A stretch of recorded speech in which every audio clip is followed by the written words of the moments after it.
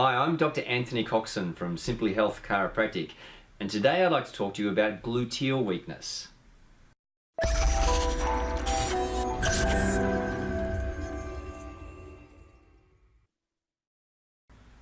Now, your glutes or gluteal muscles are your buttocks.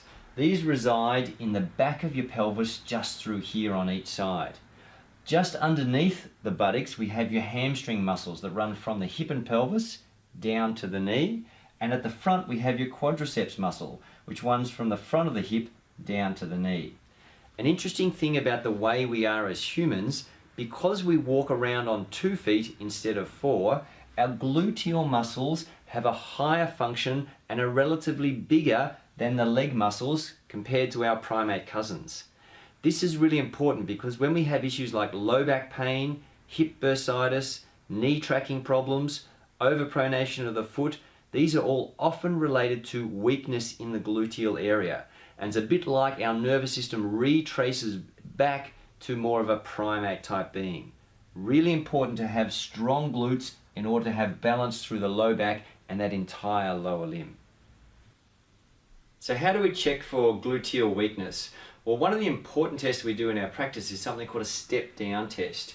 You should only really do this test yourself if you already feel quite balanced and stable standing on one leg.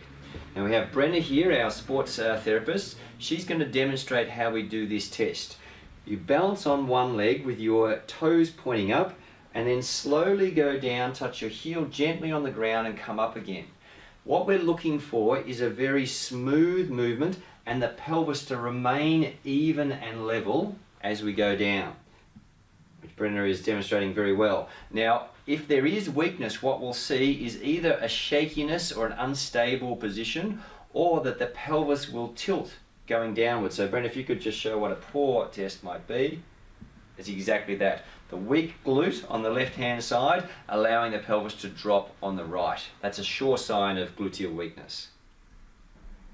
So what's the solution then? Well, one way to improve gluteal strength is by doing isolated gluteal exercises. We really like these loop bands because they're a really excellent way of isolating effort to the gluteal muscles. Now you can see we've got on Brenna here already a red loop band, which is a moderate resistance. The exercise is the feet stay together, the upper knee rises against the resistance, and it's a hold. Pretty soon, Brenna will start to feel this muscle in here, the gluteal muscle, working. But it's a hold for a full minute. Importantly is to breathe through the waist area so that the muscles in the low back are relaxed during the exercise. It should be 100% isolated to the glutes. There should be no increased activity in the low back muscles, no tension in the shoulders. The whole body relaxed but isolating pressure to the gluteal muscle. Hold this for a full minute, then roll over and repeat on the other side. A really excellent way for improving gluteal strength.